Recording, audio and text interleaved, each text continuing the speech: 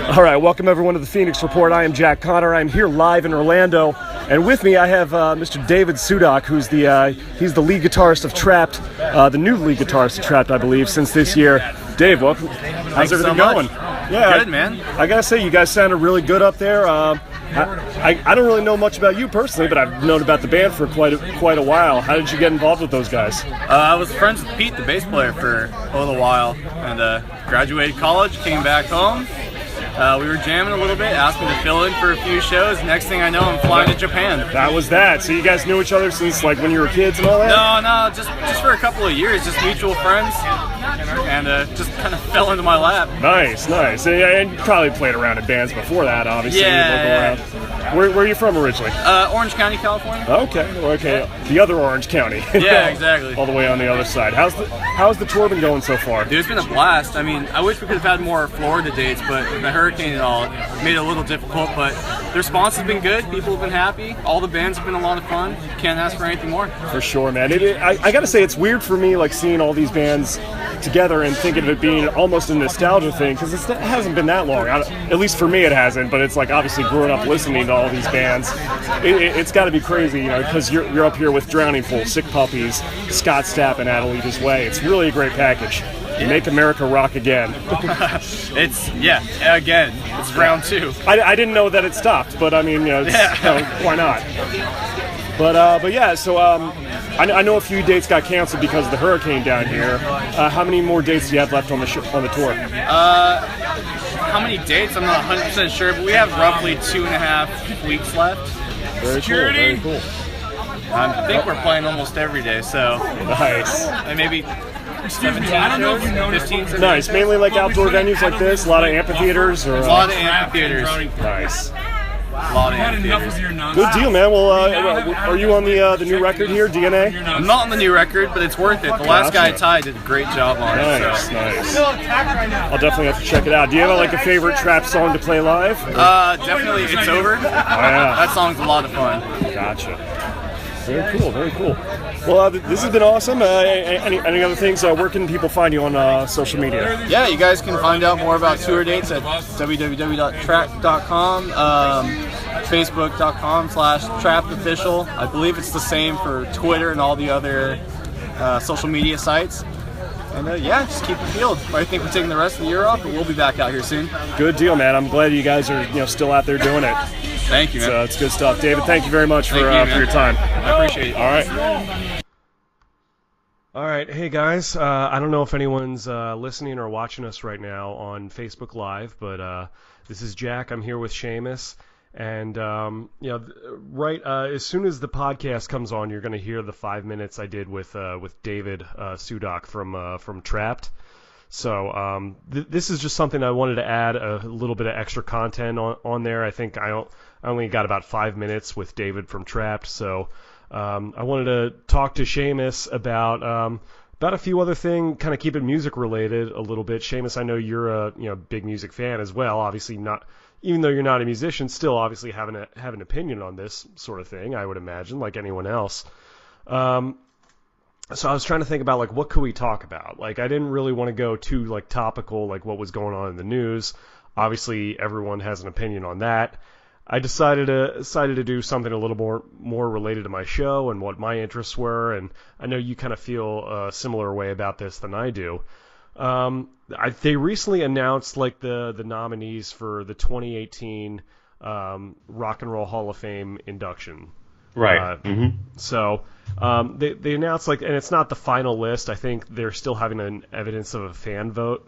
They're still having somewhat of a fan vote going on. Okay. For how they're selecting it. Now, the Rock and Roll Hall of Fame has always been one of those things that, I've always found interesting because, it's always very, very controversial, especially around people who aren't in, and they've made a lot of decisions over the years that I kind of scratch my head at. In my opinion, I think there are a lot of people who are in who deserve to be in, but there are also a lot of people who deserve to be in who are not in, and there are quite a few people who are in who I don't think really deserve to be in. You know, so Exactly. I mean, I know that kind of sounds like I'm talking round and round, but I think a lot of people feel the same way that I do. And you know, it's one of those things where I'm curious about how, or at least who makes these decisions. Like, I think they do have a committee made up of people in the industry, like record executives, you know, people in the press, certain critics. I think, you know, you get guys like Jan Wenner from Rolling Stone magazine, you know, who are a part of it. And, you know, I've heard people like Paul Stanley talk about how it's like there's this like group of people who seem to control all this stuff in the industry. It's like they're the same people behind like Saturday Night Live and all this other stuff. So it's like you get like certain biases in there, I think. Right. It's a very subjective type thing. So obviously, certain biases do tend to show up just subconsciously. Even here's what I understand are like the set of criteria for artists in the Rock and Roll Hall of Fame. Supposedly, you are eligible 25 years after your first album is released. Now, I don't know if that accounts for bands that record or at least release albums independently as opposed to on a major label. I'm not really sure. Let's see. Group besides after the release of their first commercial recording, whatever that means. I guess it could be independent. I guess, and also there are a lot of like there are a lot of people in like the 50s or 60s who had originally just released like singles, right? And it wouldn't be on an album, and which is ironic because I think nowadays people are starting to do more of that now with the digital age. It feels like we're kind of going back to that. It makes more sense with digital stuff, you know, just because you can release things as you make them and everything. So that's for sure. Especially as being a fan of like hard rock and metal and stuff like that, I do feel like there is a little bit of a bias in the selection process regarding some of those bands. Like, I think just 2 years ago, like, they finally put Kiss in. Really? Yeah, and they had been eligible for a long time. But for the longest time, they wouldn't get in. And I think a lot of those people who I mentioned, like Jan Wenner and other, like, some of those, like, elite guys, like, really didn't want anything to do with that kind of music. Right. You know, which is weird because it's the Rock and Roll Hall of Fame. How could you not have more rock music in the Rock and Roll Hall of Fame? But they do a lot of weird stuff. Like they'll put like pop artists, they'll put like hip hop artists in there, and you know, and just like all these other genres. And sometimes they'll put like bands in there that weren't necessarily hugely commercially popular, but like almost like critics' darlings. It's a lot like those Oscar bait movies and everything like that, you know, with the Academy and things. So yeah, it's like a similar thing. It's a similar thing to like the Oscars and everything, where it's like you're wondering, is like, wait a minute, how does this person get in, but this person doesn't? And I guess, you know, again, like anything else, I guess it's subjective. It's up to it's up to how people view it. Like there are bands that I think I believe the Ramones are in. I'll have to double check on that. And now the Ramones weren't like hugely commercially successful, but like they're so beloved by like musicians and things like that, where it's like, I'll give them a pass on that. Right. The Ramones are great. And they were really influential on punk rock and things. Absolutely. And so I can definitely see why their influence, because they're probably a lot more popular now than they even were back then, at least commercially and things. Absolutely. So absolutely. I can see why they were in, but I see what you're saying. I mean, I think people look for influence as well, and even influence can be a little bit subjective because I don't know if there's really a way to quantify that. I think you can quantify things like album sales and chart positions and stuff like that. And I think the Rock Hall does have like a fan vote, like with this nominee list. I don't know if the fans choose like from a broader range of artists but I think they present like this short list and they do have fans vote on it. Again, I don't know how much that counts for stuff because I'm sure that the people on the committee have the final say. Right, of course. But as I understand, like people who, I guess, like bands that have gone in, I think they do have a say in who gets chosen for it. So I think that as time has gone on, you've seen more bands like like I think Deep Purple is in. Yeah. And and like Rush and bands that should have been in my opinion, a long time ago, but are just finally now in. And I think they're kind of getting a little bit more, sway in terms of selecting people. And I think Carol is Carol listening right now? Hey, Carol, how are you? Yeah. Yeah, no, I just went back and noticed because we are on Facebook Live. So, right. If anyone listening wants to comment or, have make a comment or ask a question or something, please do. Then I'll see if I can answer that as quickly as I can. But, it's always an interesting point of contention. So this year I wanted to take a look at who got selected in, and I know I sent you the list as well, Seamus. Yep. Mm-hmm. So, I think we'll go down. Starting at the top, I think this is a no-brainer. And I haven't always been a fan of everything that this band has done, but you certainly can't deny the success that this band has had, and just the influence and just the success they've managed to sustain over the years. Right. Like even to this day, they still play stadiums. I'm talking about Bon Jovi. Yep, probably one of the most influential bands of the mid to late '80s, and every once in a while I'll still stick a Bon Jovi song in the old playlist and everything, and yeah, I love them.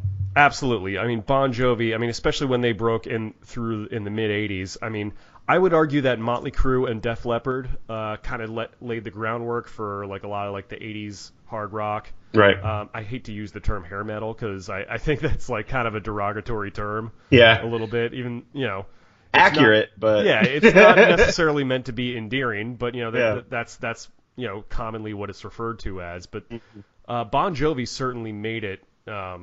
Certainly had a big impact in its popularity during the days of MTV.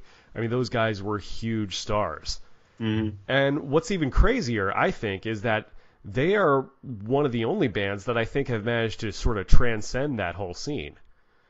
And not that I necessarily agree with every choice they've made stylistically, but I think like ever since the 90s, they've really moved away and distanced themselves from like the hard rock scene and focused more on like ballads. And they still have some hard rock and stuff every now and then, but right. But no, like, they're not still making albums now, are they? Oh yeah. Are they? Oh yeah. Okay. They still and they still like do really solid business like like live. And even, I figure the live shows are probably still like and sold even out. after Richie Sambora has left and he was their lead guitar player, and so even without Richie they're still doing really good business out there. But like I felt like that's one of those bands that probably should have been in a while ago, but again, I don't think they were ever, super loved by the critics. Right.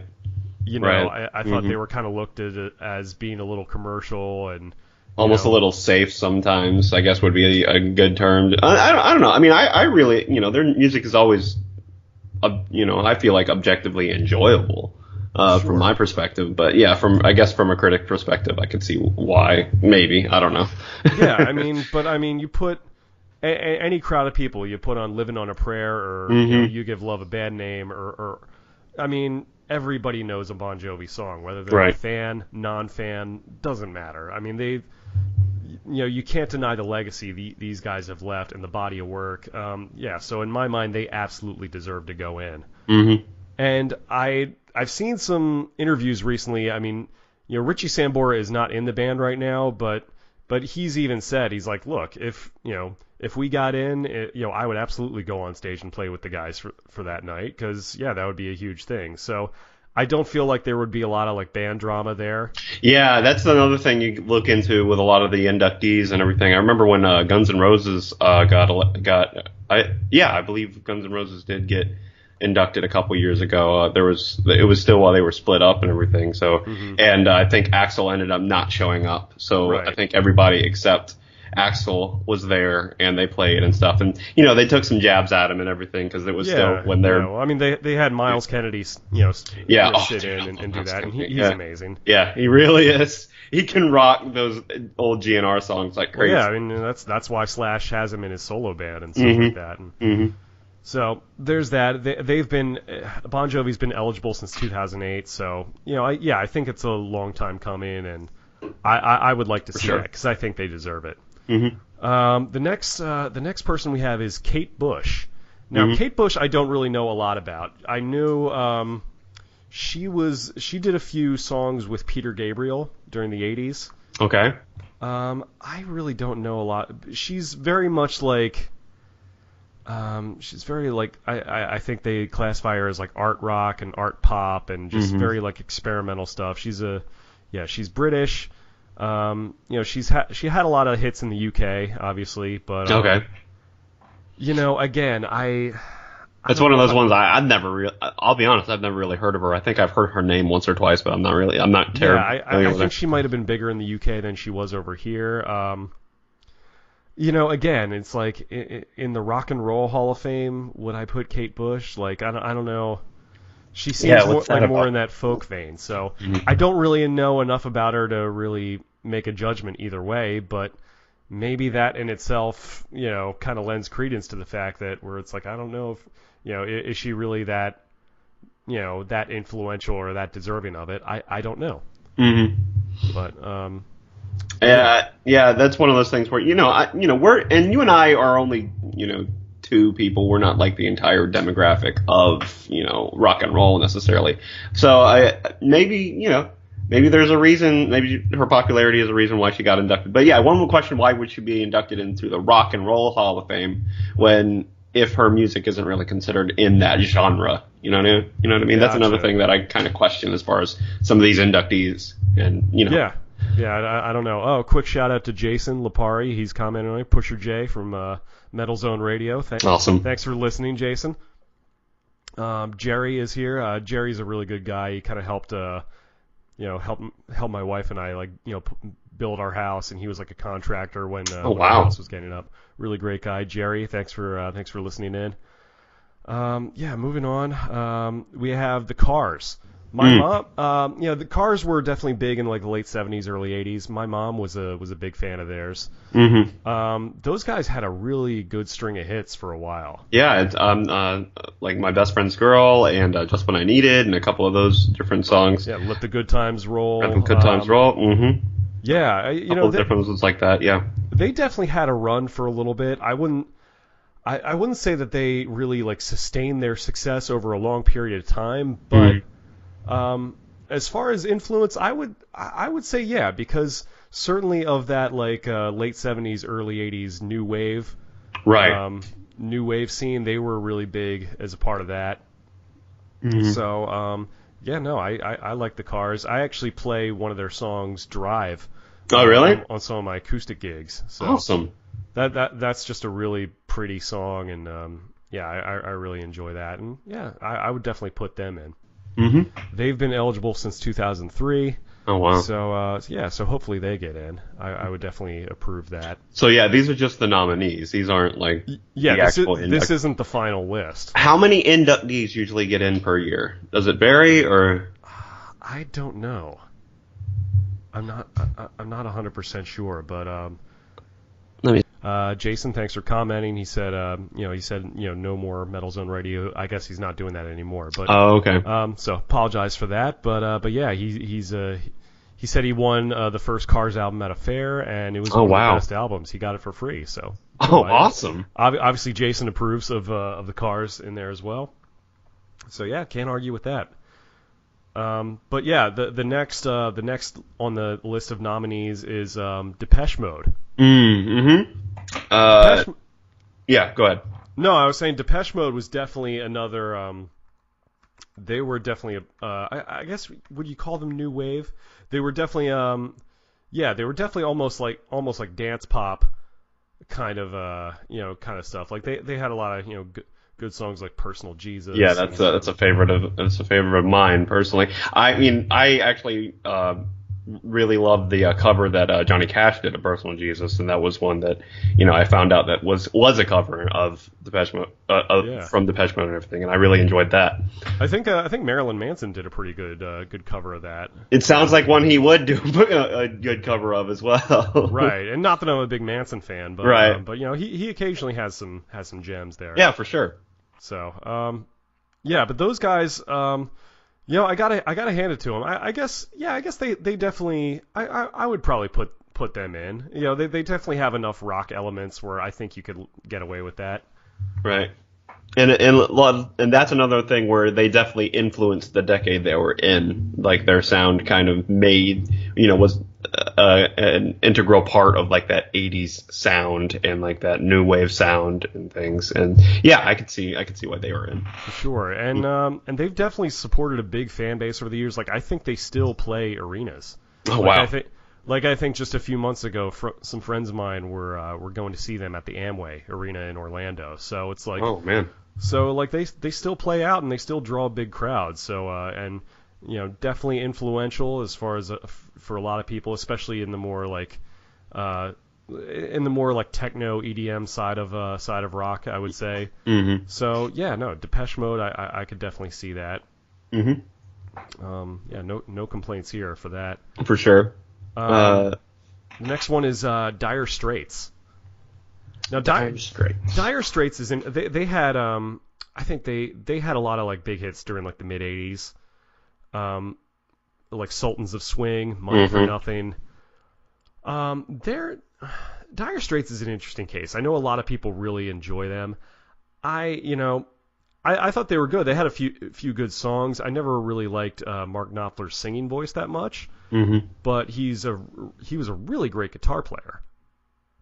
And they're one of those bands where they definitely had a few hits. They had a pretty good run there. As far as being influential, I don't necessarily know a ton of bands who would classify them as influences, but right. I know a lot of people do really like them, especially people of like my parents' generation and that sort of thing. It's because I think they were very much like in tune with like very Dylan-esque as far as his vocal delivery. Oh, okay. I see what you're saying.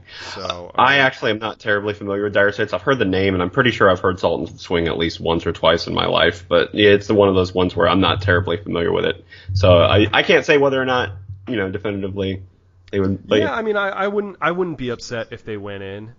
I wouldn't. I do feel like there are a lot of.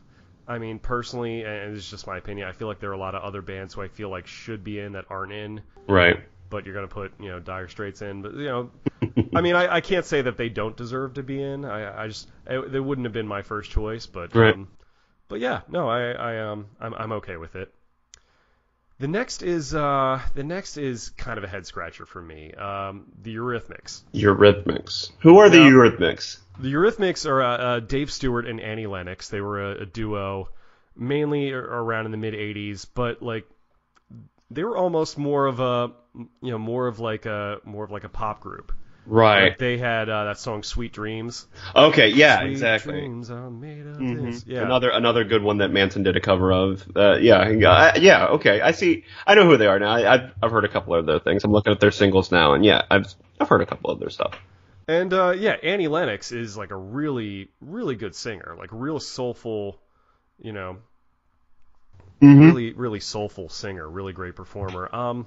Very hypnotic style of vocals that she has. A little bit more on the synth pop side of things. Definitely, I guess, new wave, sort of on the lighter, like dancier end of rock. I mean, it's again, I don't know if I would really consider them a rock band. Right. I feel like they do a little too much in the pop vein. I'm not that they're not good. Again, it's just like why is rock and roll? They're in, but Iron Maiden isn't. And so Iron Maiden isn't? No. Oh my goodness.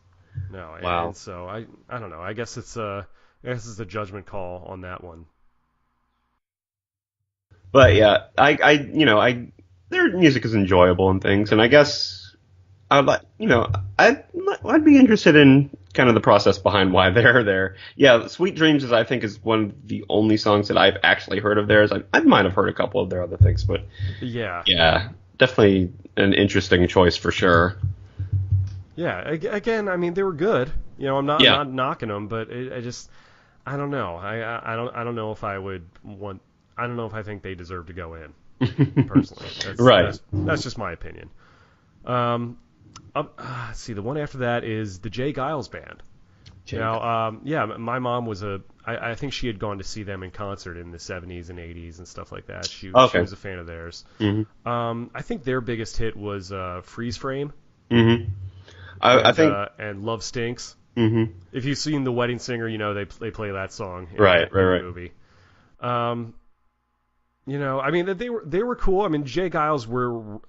I don't know how popular they were all over the country. I know certainly in the Northeast. They're from Boston, so certainly in the Northeast they had a lot of popularity regionally, and they definitely had a run for a little bit in the 70s and 80s. But again, I don't really know how popular they were. I mean, because it's like I don't really hear them a lot on like classic rock radio. Mm-hmm. Freeze Frame will come on every once in a while, and Centerfold. Centerfold's another one that I've heard of theirs. So that one don't know. Played a little bit more than I think a couple of the other ones, but yeah. Yeah. They do, but yeah. I mean, look, I wouldn't be upset if they went in. I'd be okay with it. I mean, but again, would it are they an obvious choice for me? Not really. Yeah, a lot of these are like you said. A lot of these are just kind of throwing me for a loop and everything. I'm just like, what? Rock and roll? Okay, I guess. Yeah, I mean, like, it's like I'm not in a bad way. It's no. It's just they don't necessarily strike it out to me as being obvious. Mm-hmm. Now the next band for me is one of my favorites. So I'm a little bit biased, but I think they absolutely deserve to be in. Yeah. And that is Judas Priest. Apparently they've been eligible since '99, and they're only just now getting in? Wow. Yeah, again, long overdue, I think. In terms of, like, rock and heavy metal, those guys, like, next to Black Sabbath and, Led Zeppelin, those guys... Staples, for sure. And Deep Purple, absolutely. Mm-hmm. Influential. And certainly with their album British Steel that came out in 1980, mm-hmm. They were around throughout the 70s, but, like, I think that was when...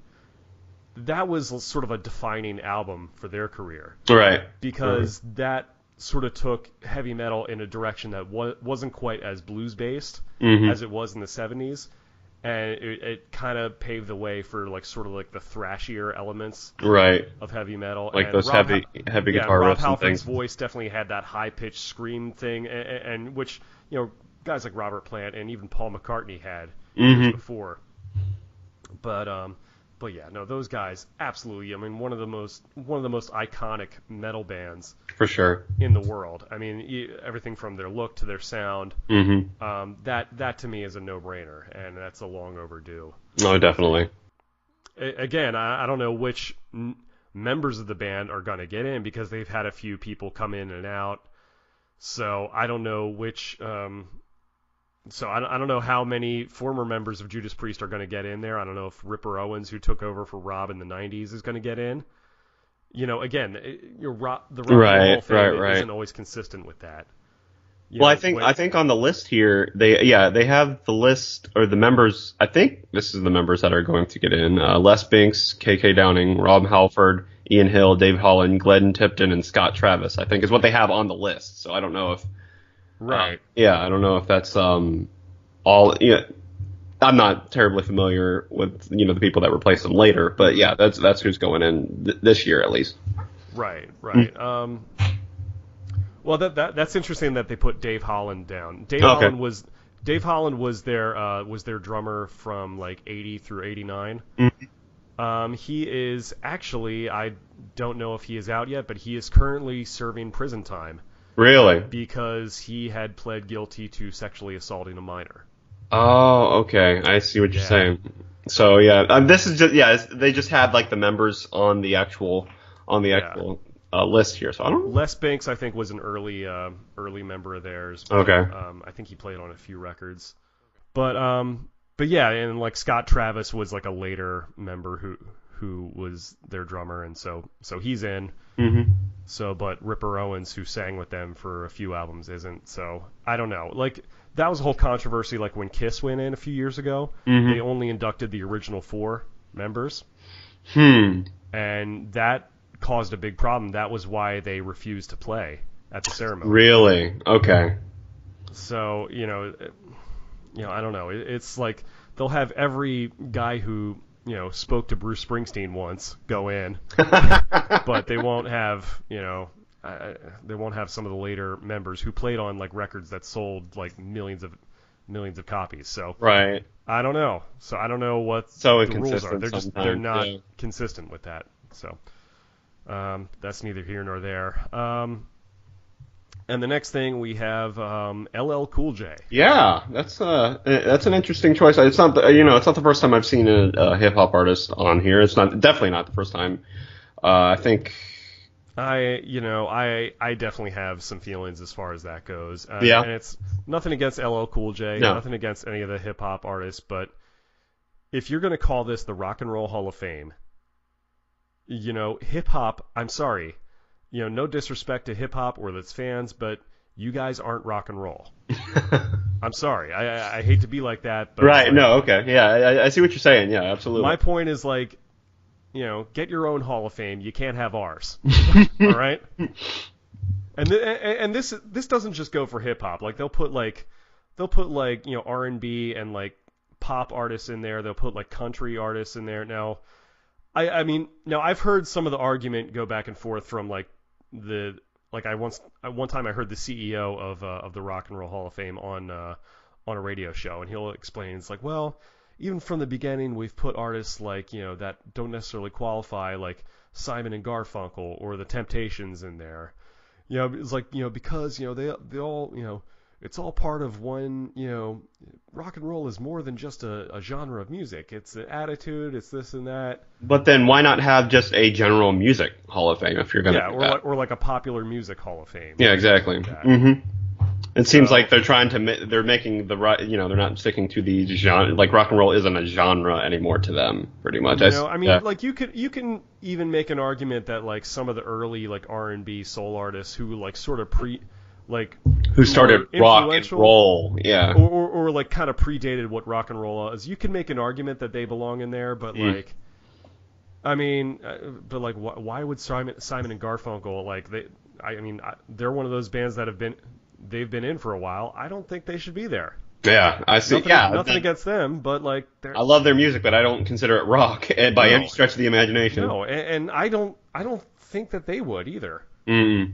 I don't know if they would, but yeah, I wonder if some of these artists question when they get in, like, why am I being inducted into the Hall of Fame? Maybe, but I'm sure they're glad to be there. And yeah, for sure. I think like NWA got in last year, and Ice Cube made this whole speech, is like, oh, we deserve to be in here because this is why, and he was very passionate about that. Mm-hmm. I think one of the ones that I think Run DMC actually got inducted, and they did, they were always very lauded for doing one of the first like rock rap crossovers with Aerosmith. Walk This Way is what they did. Very much, and I mean. You could make an argument that guys like Run DMC and the Beastie Boys, who were also in, certainly had a lot of rock elements in their music. Mm-hmm. So you could sort of say that. I can't really say the same for Grandmaster Flash, who's in. Right. But like NWA, like really not rock at all. I mean, they were certainly heavy. I mean, it was gangster rap. So it's kind of for me, like for NW, a big reason probably why they inducted NWA, it was because they NWA kind of had that spirit of rebellion that a lot of the 70s and 80s rock artists had and things, and I see why. I could see that. I could see coming from that perspective why they would be inducted.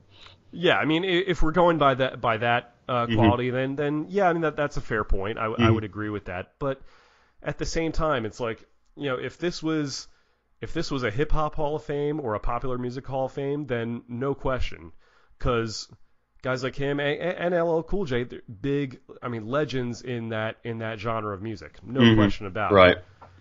But I'm sorry not to be like that, but it's not rock and roll. I'm sorry. It does seem a little odd, honestly. It's just like Rock and Roll Hall of Fame, then all of a sudden you have hip hop artists, which they wouldn't consider themselves rock and roll. I don't think. Yeah. So I've got a big thumbs down on that one. Sorry. Okay. Sorry, LL. I mean, I like him a lot. He's great. He does a great job hosting the Grammys, but seems like a good guy. He's done movies and NCIS and all that stuff, but it's just, you're not a rock star, LL. I'm sorry. No matter how much you guys want to be. Yeah. Everybody wants to be a rock star, but no one wants to play rock music. That's something I've noticed. It's actually very true. A lot of these quote unquote rock stars are just, they just do their own things, and it's like, okay, then don't be inducted into the Rock and Roll Hall of Fame. For sure. Oh, my cousin Dina is listening. Hey, Dina. Okay, so I guess the next one is... So yeah. Who we got for the next we one? have the MC5. MC5. Okay. Now the MC5 is an interesting case. They're I kind of put them in the category of like the Ramones, where they were very much like a cult band. Like their popularity was a little later. Yeah, they were throughout, like they were around in the 70s. Mm-hmm. Very much like I would say they kind of predated punk rock as far as having that attitude. I think they might have been around the late 60s as well. Okay. So, but they had really that garage sound, and not necessarily glam, but definitely like almost like proto-punk, and they didn't really have a lot in the way of like mainstream success, but like certainly regionally they were very I would say they were influential in the punk scene. Like they had this one song called "Kick Out the Jams," and I mean, and this was how ahead of their time they were. It's like I think that song opened like on the record by them saying "Kick out the jams, motherfucker." and I think that was released in '69. So. In 1969, so yeah, that was definitely ahead of its time a little bit. Yeah, you probably didn't hear a ton of that, back in the 60s. So they were, I don't really know a lot of their other stuff, but I know that they're very influential. Mm-hmm. As far as like success, I mean, as far as like commercial success, I don't think they really had a lot of it, and I don't know if they had a really super long run, but right. I wouldn't be against it. Mm-hmm. Them going in, it's again not one of my first choices. Who else we have? The Meters. Meters. I have no idea who those guys are. Yeah. I've never heard of the Meters. Let me look them up. Okay, they're an American funk band out of New Orleans. Yeah, while the Meters rarely enjoyed mainstream success, they're considered, along with guys like James Brown, to be one of the originators of funk music. Oh, okay. Let's see. The songs have been, a lot of their songs have been covered by the Chili Peppers, by Grateful Dead. Sure. Let's see. They've been sampled by Run DMC, NWA, and Public Enemy, and the Beastie Boys, a lot of their stuff. So I guess, yeah, their influences, not necessarily in their music themselves, but they've been sampled a lot, and I guess they've been covered a lot as well. Gotcha. Interesting. Yeah, I mean, all right, I guess that's kind of a head scratcher for me, because it's like, I definitely see the argument for it, but at the same time, it's like, I don't know. And at the same time, it's like, it's funk and R&B, it's close, but it's not really rock and roll. Yeah, it's just one of those things where you gotta wonder what the process is for a lot of these things. Criteria. Yeah, what the criteria actually is, like what the bullet points are for a lot of this stuff. That'd be an interesting thing to sit in on, and is how a lot of these get inducted. And that's definitely one, because I'm not saying I have extensive musical knowledge, but yeah, I haven't exactly heard of these guys either. But I'm fairly certain I've probably heard some of their stuff, either because I've listened to NWA a lot, and Beastie Boys, and obviously Chili Peppers as well. So I'd be interested. I probably am going to look into what exactly I have heard of their stuff a little bit later. So yeah.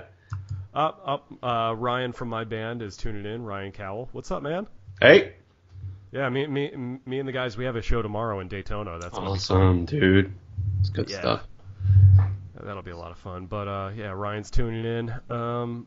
So yeah, but the Meters, again, it's like when it's a primarily an R&B and funk band, it's like I don't know, that's really not enough rock in there for I see what you're saying. For me to justify that. So but yeah. So the next we have the Moody Blues. Moody Blues. They've been eligible since 1989. Wow. So been around for a bit. For sure. I don't know a ton of their stuff. I know, I think my mom and dad were fans of theirs. I think they had some of their like old like vinyl records in the house. I would say that those guys were definitely pioneers of like progressive rock. Okay. And like mixing classical music and rock, during the 60s and 70s. Mm-hmm. They had a few songs that I know of, like Nights in White Satin, Tuesday Afternoon. Okay. Yeah, I mean, I would say that they deserve to be in. As Okay. far as like sustaining their success over the years, I don't know. They went well. Like apparently they've had stuff. Their last discography that's been selected is A Night at the Red Rocks with the Colorado Symphony Orchestra in '92. So they have a pretty extensive career, it seems like. Let's see, but yeah, it's now their song. They put out. I think they put out a studio album as recently as 2003. Oh wow, okay. And they still tour. Like they're about to celebrate their 50th anniversary, amazing. I guess. So. That is so amazing that bands still are releasing studio albums after they've been around since like the 60s and 70s. That always intrigues me. And a lot of the stuff is, a lot of those different bands are really still got it and things like AC/DC. I mean, a lot of their more recent stuff. I mean, it's still good. I still enjoy it and things, and different things like that. It's interesting. Yeah, the Moody Blues definitely, I would say, like helped pave the way for like Pink Floyd and Yes and Genesis, ELO. Oh, okay. Certainly helped. And it says, according to their Wikipedia page, they helped make synthesizers and philosophy part of mainstream rock. And so they definitely had a lot of influence. influence. Much like early in like the psychedelic rock movement. Mm-hmm. So it's I mean, I would say that's a thumbs up for me. Yeah, Moody Blues deserves to be in. Okay. Let's see. So next we have sort of a first ballot, and you're going to see a lot more of these, bands who were like really big in the '90s. Now, it's enough time has passed where they're sort of eligible to come in. That makes me feel old. Makes you feel old. I've got a few years on you. I know. What are you talking about? I know. I hate saying that, but at the same time, it's just like it's one of those things. You haven't even hit 30 yet. What are you talking about? Don't even, it's coming, man. It's coming. Oh yeah. You'll get that. Don't worry. That's what I'm afraid of. No, but I've never been a big fan of this band. I never really got why they were so huge and popular, to be honest. Mm-hmm. Wasn't really my thing, but they're definitely critics' darlings. Yeah. That's no question about that. They have a big fan base, still tour successfully, and still putting out music. Radiohead. Yeah. Yeah, it's definitely a name you hear thrown around a lot with critics, with the different rock critics. There's... That's my dog running in there. Abby, shut up. There's no one at the door. Thank you for protecting us, though. That's very nice of you. Good guard dog. Their song "Creep" I enjoy thoroughly. I mean, it's one that I've listened to. You know the weird thing about that song is like that's one of those songs. It's easily their biggest hit. Yeah, for sure. But they hate playing it live. Really? Interesting. Which is like, come on, dude. Like, I get it. You're sick of playing it probably, but it's like, you know what? Suck it up. The fans it's your bread and butter. It really is. I mean, I don't come from a musical background, but I'm sure, like, as somebody in a band, do you enjoy playing like your hits or like your singles and things, or? For me? Yeah. Well, for one thing, we don't really have any hits. Well, yeah, for you're but like singles, I don't like. For me, I don't think that would bother me too much. Yeah. 'Cause, like, we definitely have. We definitely try to play at least like one song from the record that we did. Okay. And I definitely try to make it a point to like, okay, let's play stuff of ours that people might know, because like we've had a few songs that have been on the radio locally here. Right. Mm-hmm. And so it's like, well, it would definitely make more sense to play those because we want people to buy the album.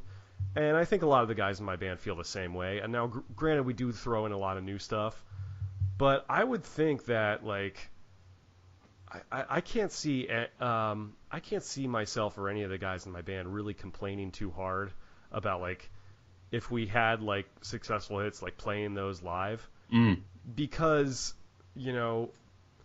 I think what helps with a lot of bands that have had hits like that songs that they have to play, is that if it gets a big reaction, that tends to make it a lot easier. Yeah, if the crowd's into it, then obviously that's huge.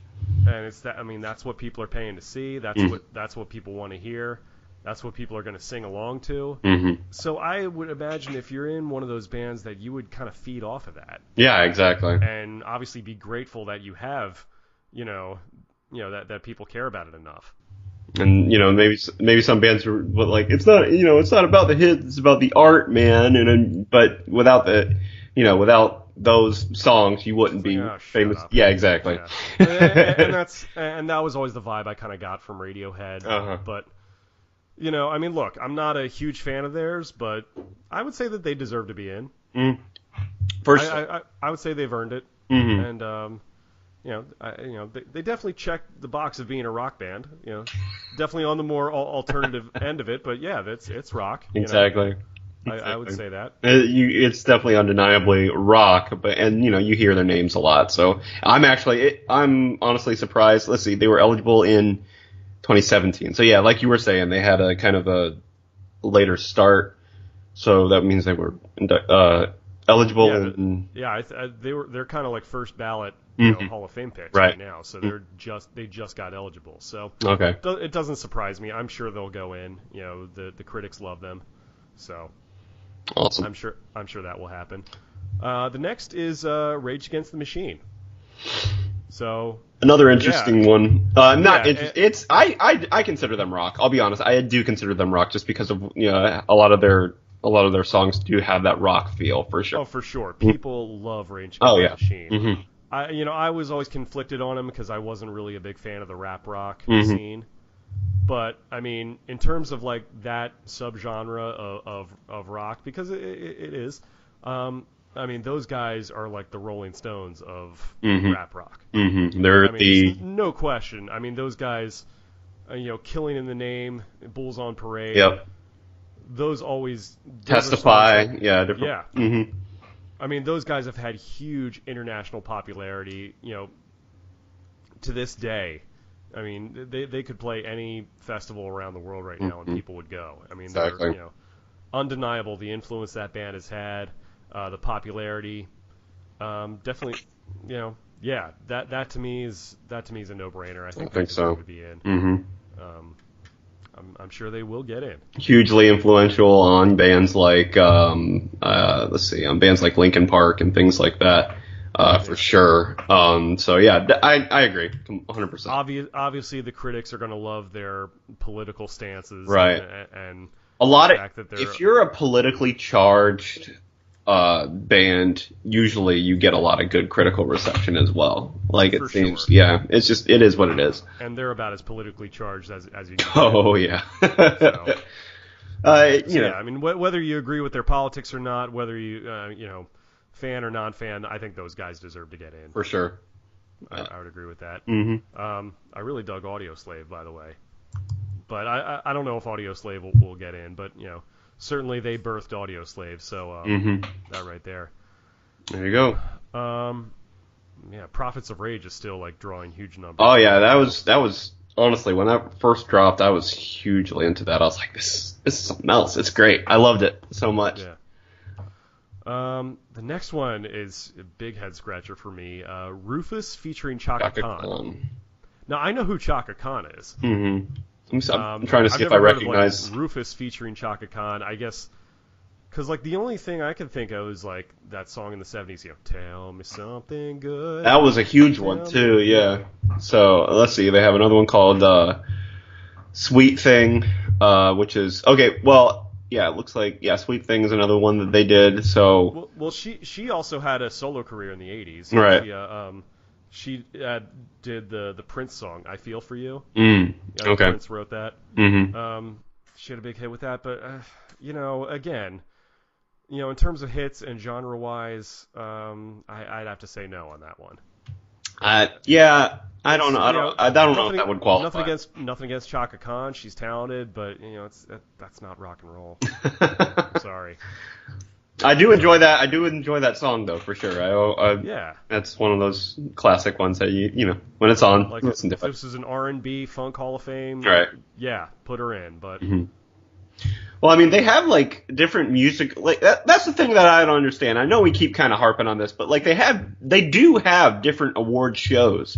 Like they have now they have the iHeartRadio Music Awards and different things like that, and you know CMAs and you know different. Like they do have the hip hop music awards and things. So why does rock and roll have to include all these separate genres when all of these separate genres have their own music? Like have their own music awards and everything. I guess because it's more of a, you know, it's a different animal, I suppose, and it's not necessarily like just an award. I guess it's, you know, it's a little something different, I suppose. well, I mean, I guess you know, the people in charge kind of think that like rock and roll is sort of this catch-all term for popular music. Yeah. And you know, I guess some people feel that way. So I personally disagree. But you know, that's you know, I guess that's up to interpretation. So I suppose. At the end of the day, they're the ones calling the shots. So Yeah, we're just two guys talking about it. pretty much. Yeah. Next we have Nina Simone, who I really hadn't heard anything about her, but she was like a big you know, she was a big like, you know, civil rights, you know, kind of activist voice during the 1960s. Yeah, I guess very much like I think traditionally she was a jazz singer, but then very much like R&B and soul. Probably had a little bit of a folk vibe to her, you know. Yeah, it was definitely a folk influence. You know, it was during the '60s. It was almost like a lot of like protest songs and stuff like that. Right. You know, I don't really know a lot about her work. Apparently, she was like very influential to people like Lauryn Hill, Kanye West, John Legend, Common, Alicia. So very much in like the R&B world, she's a big deal.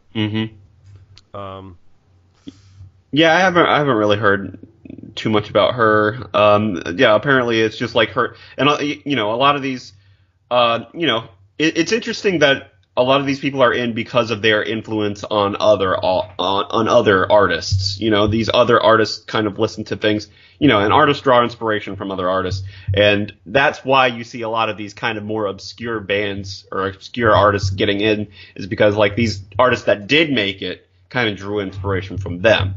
And I feel like maybe they feel like they're giving them the credit they deserve by inducting them into the Hall of Fame. So that's interesting. Yeah, I guess. And I mean that's another example. It's like, well, cool, but like, yeah, is it rock and roll? It seems a little roundabout way to do probably it. Not. Yeah, no, yeah, it's not. She's not a rock artist for sure, but yeah, it's weird. This next one is someone I hadn't heard of, but I'm looking into. Apparently has been eligible since 1963. Oh, so wow. So we're going back a ways. Sister Rosetta Tharpe. Now, I wasn't familiar with her at all, but says Sister Rosetta was the first guitar heroine of rock and roll. Wow. I think that in that case you can make an argument that, you know, that her career very much predated rock and roll. Yeah, and like a lot of early R&B things. Early guitar hero and like early just like an early influence on how like rock and roll came together. Then that I would give a pass to. Yeah, I think so. I mean, if it predates it, then I think you're operating at a different set of rules here. For sure. Because of what she did, and you know, just the fact that there weren't a lot of women in. You know, women guitarists back then. You know, popular women guitarists back then. So yeah, I could see that for sure. Gotcha. An old buddy of mine, Mike Fertone, is joining in. He had a good comment, and he left a quote from Ozzy Osbourne, which said that Ozzy once said, "The nomination is meaningless because it's not voted on by the fans. It's voted on by the supposed elite of the industry and the media, who've never bought an album or concert ticket in their lives, so their vote is irrelevant to me." Close quote. Sounds about like Ozzy. Great quote. It's a good quote. And it, you know, I don't want to get on like a rant about like the movies like the Oscars or anything like that, but it's the same thing with the Oscars, and like these people never buy movie tickets or anything like that. They're just, yes, they're influential, but they pick these things just a lot of the reasons, like a lot of these selections, even like from the Music Hall of Fame to the Oscars and other different award shows, are picked for reasons besides their pure merit. And it seems like that, that's another thing that kind of bothers me about these different arbitrary award shows and things. But that's a whole different discussion. Yeah, no, I agree 100%. And thank you, Mike, for sharing that quote, because that definitely echoes the sentiments that a lot of us, that a lot of, rock bands and a lot of like fans of rock music kind of have in the Hall of Fame. Again, I think they do have a little fan vote on the website, but again, I don't know how much that really counts for anything. That's almost like condescending to like, who do you think should have gone in type thing. It's just like, why if it's not. I think it sounds like a glorified poll. Really, as far as like, I'm sure they take some of that into account, but it probably, again, they have final say over it. But I thank you, Mike, for sharing that, because that is a good point. Ozzy, by the way, is in as a member of Black Sabbath. Oh, okay. Well deservedly so. Yes, definitely. I think as a solo artist, he deserves to be in. I don't know if he's even been considered, but that to me is a no-brainer. I think he became an even bigger star than he was when he was in Black Sabbath. Sure. A lot of his as a solo artist. You talk about influence and success. Ozzy is, he's one of the greatest. He's a legend. Yeah, for sure. And, both in and out of Black Sabbath. So I think his solo work, should be recognized by the Hall of Fame. But I'm glad that he's in with Black Sabbath. At least there's that. Yeah, for sure. So he's got that going for him. Yeah, a lot of his solo singles and things are arguably maybe more popular than his Black Sabbath stuff. Or they're definitely neck and neck, like Crazy Train and Bark at the Moon and Mama, I'm Coming Home and all kinds of stuff. Right. Link Ray, who apparently has been eligible since 1983. I've never heard of Link Ray before, but apparently he was around in the late 50s. Oh wow. Let's see, what songs? He did songs like Rawhide, Comanche. He did the Batman theme? Wait a minute. Like he did a cover of like the Batman No, theme? I think he did the actual Batman theme in 1966. No kidding. Let me find out. But yeah, that would be a good reason for him to be in my book, for sure. Right. Well, that's okay, so apparently, according to the bio here from the says a lot of rock guitarists kind of credit him with with being very influential in their playing as far as power chords and distortion in 1958. I guess he had a song called Rumble, which was a top 40 hit, and this is sort of like predated power chords and Sorry, I guess still he was looking up whether or not he did the Batman theme. Right. Oh, I just got to know that stuff. But apparently he was like influential in like metal and punk and grunge and thrash. So that's interesting. Like guys like Jeff Beck, Jimmy Page, Eric Clapton, Hendrix, and Springsteen kind of credit him as an influence. So I'm like, okay, well that's a good crop of guys who kind of vouch for him. Okay, so his thing was actually a cover, like you said, of the Batman theme, because the Batman theme was originally composed by Neil Hefti in 1966. Right. But yeah, it's just because it was in the 60s and everything. You know me, man. I saw that and I was like, okay, I got to run with that a little bit. Well, you got to investigate that a little bit. I think even the Who did like a cover of that song. They did, yep. The Who, the Kinks, and Link Ray, and several other people did covers of it. I think in the 60s.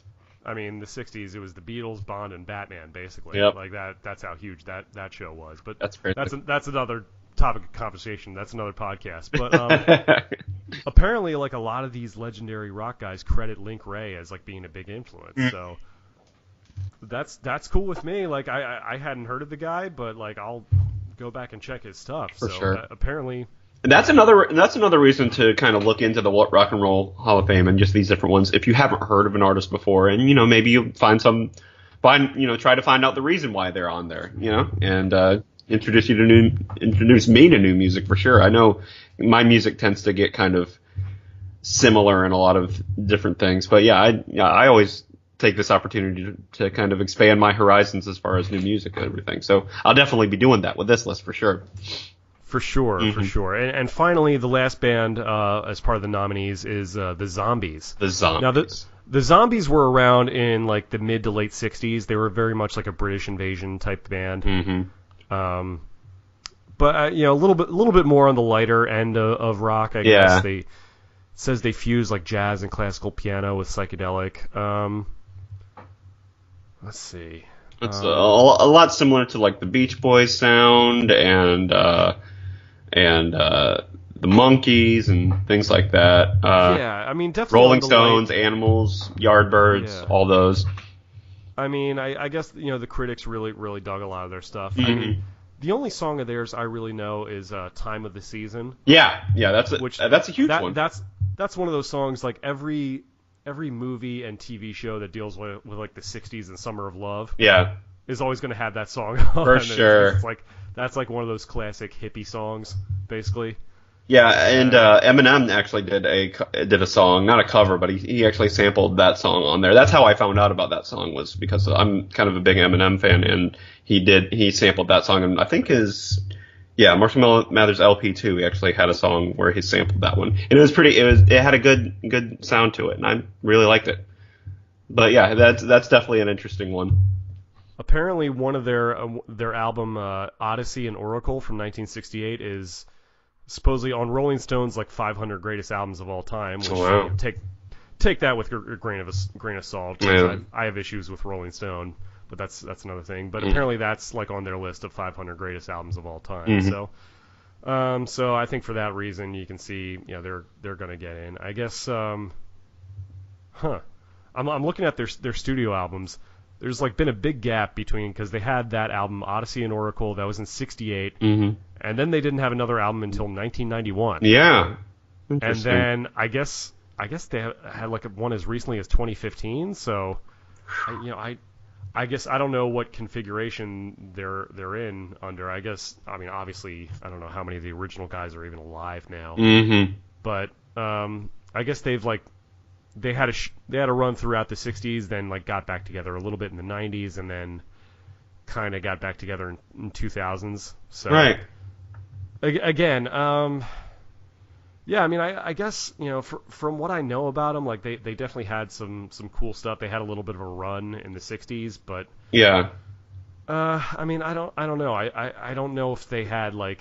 I mean, just because they're part of that British invasion thing, I think that would probably qualify them, because they're there with the Stones and different people like that. So and yes, like the '60s psychedelic sound was definitely very prominent then and kind of very influential. So I don't know enough about it, but yeah. I mean, I don't know how influential they really were. Mm.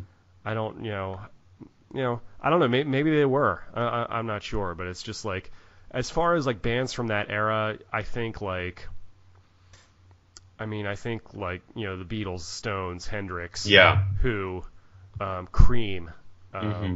Jefferson Airplane, things like that, and I don't know if I would think about the Zombies. Right. Yeah. You got a cool name, though. They kind of came and went. And, no, that's a really cool name. Like, they should have been a metal band. Yeah, exactly. We're the Zombies. But yeah, no, I guess, I mean, I don't know. Like, again, like, I don't have a problem with them going in necessarily, but like, there are a lot of other bands like, you're not going to put Ozzy in the Hall of Fame, but you're going to put the Zombies. Mm. Or you're not going to put like Boston or Cheap Trick in there. Really?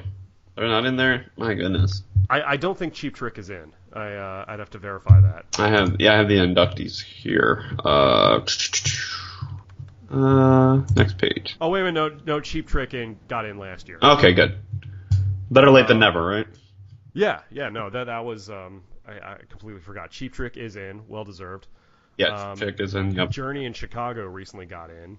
Only recently? Bands. Well, I guess because they were in the 80s, I suppose that makes sense. Because a lot of these are still the fact that a lot of these bands from the 60s are still only just now getting nominated is another thing too. So yeah, I can, it's one of those things where only a few can get in every year, but like, I mean, yeah, it's like you're gonna put the Zombies and Nina Simone in, but you're not gonna put Def Leppard and Motley Crue in there. Def Leppard's not in. Wow. No, they should be in, and it's kind of a disgrace that they're not, I think. Crazy. I mean, they're one of the biggest hard rock bands of all time, sure. Certainly of the 80s. Definitely one of the biggest arena rock bands. I mean, they still play arenas now. Yeah, exactly. And I think Joe Elliott joked that the reason why Nirvana, all got together was that they were tired of bands that sounded like Def Leppard. Which is funny. So I don't know. It is what it is. But like that again, that's part of my issues with like the Rock and Roll Hall of Fame and the people who are in charge of it. So, but yeah, it is what it is, and that's like an argument that goes on every year with the Hall of Fame. But those are the nominees. Right. I don't know if they're going to be the final inductions. Mm-hmm. We'll see. Yeah, but I think we should probably, I don't know if you want to do this or not, but maybe as a follow-up at when the actual induction happens, maybe we can kind of do another thing reacting to it and kind of seeing who got in and things. If you'd like, maybe in the future we could do that. Maybe. Yeah. I guess, like we kind of covered a lot of that as far as like, what we think about who goes in and who doesn't. Mm-hmm. It's like, I see what you're saying, yeah. Yeah, so it's like what we talking about the ceremony that gets broadcast on there. I don't really know. Mm-hmm. If we were going to do that, that might be interesting to have like a music panel, because like we have a panel on this show for movies and for wrestling and stuff like that. Mm-hmm. Like if I could get like my buddy Zach, who we got on for Chester's Chester Bennington's thing, Zach from Falling in Reverse. Mm-hmm. He's been on a couple times, and maybe a few other musician buddies of mine, maybe one of the guys in my band. I don't know. Yeah. But maybe I don't know. But like those are kind of our thoughts on the nominees right now. Mm-hmm. What do you guys think? You guys listening, feel free to leave comments and tweet at us with that. What you think about the Hall of Fame? What do you think about who's going in? Who is not in? Who deserves to be in your opinion? Mm-hmm. So, what do you think about the whole hip hop argument? Do you agree with my stance on it that they shouldn't be in, or do you think that they should be in? I don't know. Let me know what you guys think about that. Mm-hmm. Seamus, this was cool. This is great, I dude. definitely wanted to add this on as far as we had the whole thing with David on there from Trapt. Right. And I know that's going to go on first, so hopefully you guys enjoyed that. If you guys are Trapt fans and listening to this show for the first time, definitely go ahead and subscribe and listen to our other stuff. Mm-hmm. I've recently just had a really great run of guests lately. I have Eric Rogers from Stereo Mud and Dangerous New Machine, James Hart from the band 18 Visions. Definitely a lot of cool guests that have been on lately. For sure. I'm hoping to get some more, as well as some more like local guys that I know around here from the Orlando scene, and guys that I've known. But this is cool, man. I'm glad you could join up with me and do this. I'm always glad to be a part of it, man. It's always a good time. For sure, man. So do you have your Twitch account up and running? I have my Twitch account up and running. You mind if I plug plug the podcast, the other podcast? Yes. Okay. I've been meaning to do this, to announce this officially on the show. But Seamus and his brother, they have their own podcast right now. Mm-hmm. It's called The Silmarilliots. Yeah. It's basically it talks about like Lord of the Rings and J.R.R. Tolkien, the works of that, and they have a really funny spin of it. Seamus, I'll let you explain it, but it's a pretty cool show. Yeah. Basically, the idea is our podcast is called Silmarilliots, and the theme of it is a blue collar take on Tolkien. Basically, it's two guys who kind of we really love Tolkien, and we love talking about him, but our thing is we really don't know what we're talking about when we talk about it. And so, it starts out, we talk about Tolkien for a little while, then we kind of have these these rabbit trails and tangents, and we go out, we usually don't go more than 10 minutes without going off the rails and talking about something completely unrelated. And, it's a good time, a lot of good laughs, a lot of interesting facts. So if you're interested in that, you can subscribe to us on Google Play and SoundCloud and iTunes. So yeah, if you'd like to check that out. I think it's going to be cool, especially if you're a fan of Tolkien stuff, because you guys you guys definitely break it down in sort of a down to earth way of doing it.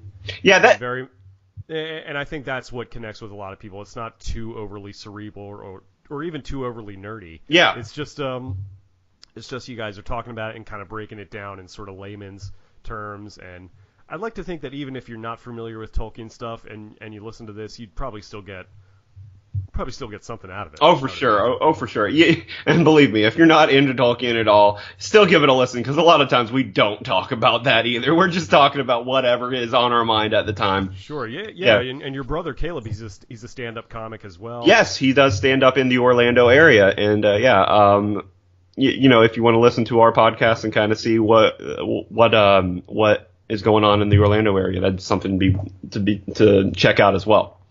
For sure, man. I'd still love to go see your brother play one of these days. You need to. Just to hear his so act. good. Yeah, his act is. I mean, he won't say it, but I'll say it. His act is really good. That's great. Yeah, but yeah.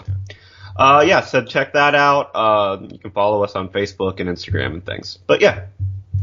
And I know you're on Twitter at CelticKraut75. Yeah, at CelticKraut75. You can follow me there. And again, follow Silmarilliots on Facebook, Instagram, Twitter. And I'd love to hear from you guys.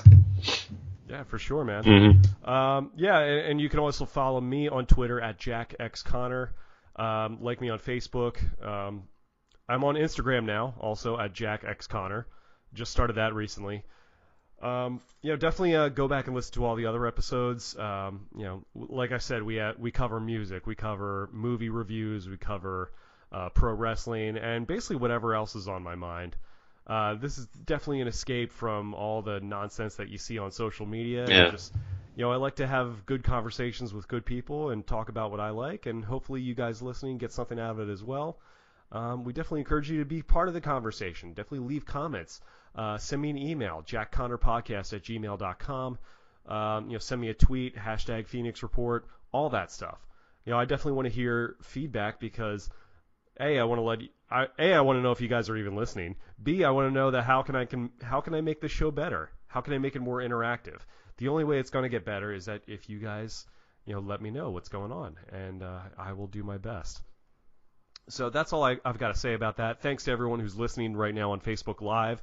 Thank you guys for leaving comments, adding stuff in there. Really cool stuff. So as far as upcoming events for me, I know we're recording this on Friday, October 20th, 2017. Tomorrow night, I've got a show with the band in Edgewater, which is just outside of Daytona. That's going to be at Strokers, Billiards and Grill. It's going to be part of a cool little mini festival called Motor Mayhem. It's part of like Biketoberfest. There's going to be a lot of other bands. Like our friends Breathing Theory. I've had a lot of the Breathing Theory guys on this show before.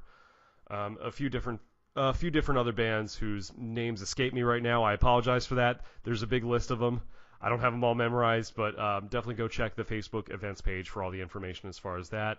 There's going to be some burlesque dancers on there as well. Little naughtiness going on there. Oh my!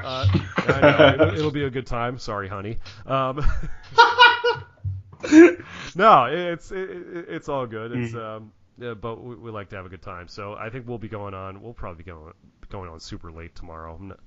I'm hoping people are still there by the time we go on. I think we don't start until like 12:30 tomorrow night. So oh wow, it's going to be a late one, but definitely get there a little earlier. A lot of good bands. Breathing Theory, like I said, is going to be there, so that'll be a good time. So that's about it as far as this first ever live edition of the podcast. Man, so thanks for letting me be a part of that, man. That's awesome. Exactly, man. It's so cool. We're making history here. For sure. The show. For sure, man. So for whatever that's worth. So, definitely thank you guys for tuning in. He's Seamus. I'm Jack. Thank you for listening to the Phoenix Report. We'll talk to you later. Bye-bye.